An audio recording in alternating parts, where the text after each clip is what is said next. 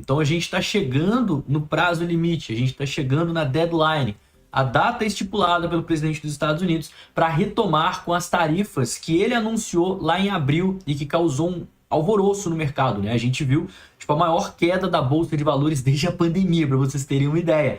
E justamente essas tarifas foram pausadas, a gente viu o impacto que isso poderia causar no mercado, na economia global, enfim, ações caindo, bolsas tendo que parar de ser negociadas, né, acionando o circuit breaker, justamente por conta do impacto dessa guerra tarifária do Trump com seus aliados, países aí que negociam amplamente com os Estados Unidos.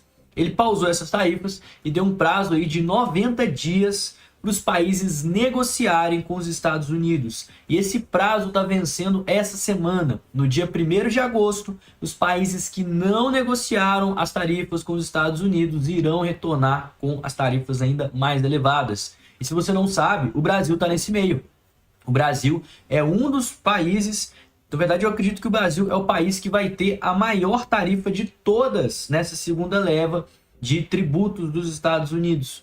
E no meio disso, a gente está vendo grandes potências como a União Europeia e até o Japão, que até então estavam em negociações, mas nada confirmado, né, com a potência norte-americana, e que já estão começando a fechar acordos. Então a alta que a gente viu ontem, o BNB, né, superando os $850, rompendo o topo histórico, o Ethereum também subindo muito forte, né? Se a gente pegar aqui o gráfico do Ethereum aqui para dar uma passada, a gente vê que ele renovou novamente uma máxima, olha só, chegou aos $3.940.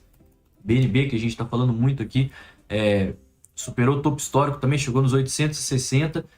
Veio justamente dessa novidade das tarifas do Donald Trump. Inclusive o Bitcoin também pumpou, né? Ele chegou ali próximo aos $120.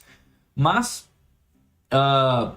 mesmo com isso acontecendo, a gente tem um segundo fator catalisador que pode fazer justamente o efeito contrário. Essa vai ser uma semana muito importante, não só no âmbito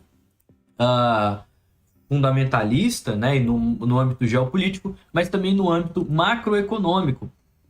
Daqui a um dia e 18 horas, né, isso é na tarde da quarta-feira, a gente vai ter a decisão da política monetária também lá dos Estados Unidos, do Banco Central, né, e algo que a gente sempre acompanha aqui no canal e que costuma ter um impacto direto em todos os mercados, não só falando do mercado cripto, né, mas dos mercados gerais, bolsa de valores. E a maior probabilidade é que mais uma vez os Estados Unidos não realize corte na sua taxa de juros. E qual que é o grande problema disso? Quando a taxa de juros está mais alta, a taxa de juros é basicamente um indicador, né, que a renda fixa daquele país vai ser baseado. Então, quanto mais alta a taxa de juros, mais a renda fixa vai estar pagando. Então, quando a gente vê, por exemplo, o Tesouro Direto, né, a taxa Selic, quando eles estão ali em valores absurdos, o que as pessoas fazem? Elas levam o seu dinheiro ali para a renda fixa, para o Tesouro Selic, Tesouro Direto, enfim, porque eles vão estar pagando mais, justamente porque esses indicadores são baseados na taxa de juros. E lá nos Estados Unidos não é diferente, tá? Nos Estados Unidos a gente também tem que a taxa de juros está num patamar alto, sim, não está ali nas máximas desde a época ali pós-pandemia, mas o mercado clama por cortes. Quanto mais cortes na taxa de juros a gente tiver, mais incentivo as pessoas têm em sair da renda fixa, que vai estar pagando menos, e se arriscar no mercado aí de renda variável. E não só isso. Aqui a gente está explicando mais ou menos como funciona a questão da taxa de juros, mas no meio disso tudo, o Trump também está pressionando o Banco Central americano por corte na taxa de juros. Tá? Então, a gente tem não só um embate econômico entre esse fluxo de capital do mercado, mas a gente tem também uma questão política acontecendo. O presidente dos Estados Unidos e o Partido Republicano está pressionando o Banco Central americano a cortar taxa de juros, e do outro lado, o Banco Central americano diz que não quer cortar a taxa de juros porque ele ainda está inseguro com relação a quê? As tarifas. Então, justamente esse embate, né, essa divergência de opiniões políticas e econômicas nos Estados Unidos causa uma indecisão, e em momentos de indecisão as pessoas também preferem esperar a poeira baixar para tomar as decisões. Por isso que enquanto a gente viu as notícias do Trump fomentarem a bolsa de valores dos Estados Unidos está na máxima histórica, fomentarem algumas moedas do mercado como BNB e Ethereum, a gente vê outras tipo XRP, Dogecoin, né, Chainlink, Stila, XLM, Cardano, que são moedas que subiram fortemente nas últimas semanas, recuarem devido a essa indecisão.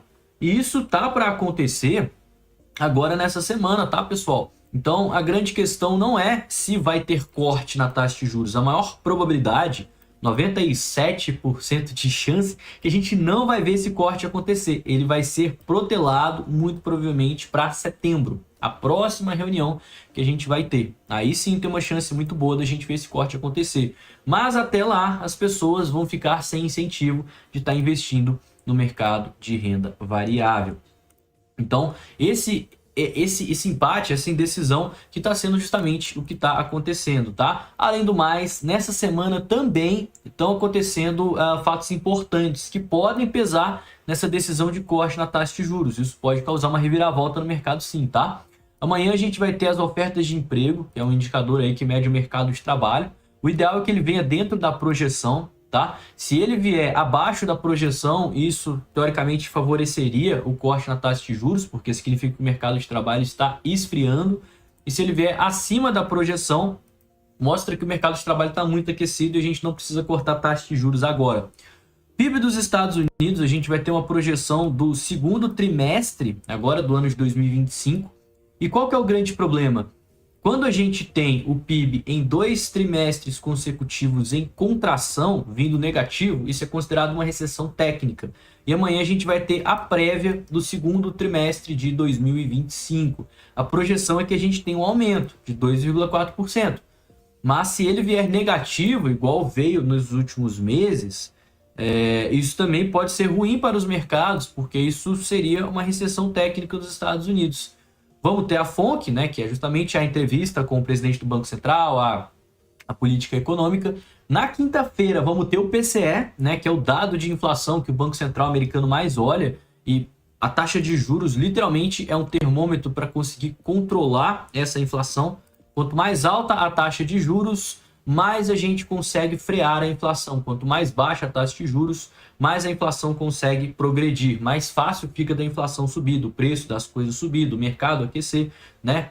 Das pessoas correrem para investir em empresas, as empresas ganham dinheiro, contratam mais funcionários, vai ter mais dinheiro no mercado, mais pessoas com poder de compra, a inflação vai aumentar. Então, nesse caso, a quinta-feira também vai ser um dia extremamente importante, porque a inflação é justamente a justificativa pelo qual o Banco Central americano não cortou a taxa de juros. Então, se a gente tiver uma inflação caindo, mercado de trabalho fraco, provavelmente a gente pode ver mais pressão por corte na taxa de juros. E sexta-feira, como se já não bastasse, a gente vai ter o indicador de mercado de trabalho mais importante. Então, nessa semana, todos os dias a partir de amanhã serão dias extremamente decisivos, tá? Mas falando em questão de indicadores, quinta-feira a gente vai ter o indicador mais importante de inflação e sexta-feira a gente vai ter o indicador mais importante de mercado de trabalho, que é o relatório de emprego payroll do setor não agrícola. Então a gente vai ver como que andam as pessoas empregadas aí lá nos Estados Unidos, tá?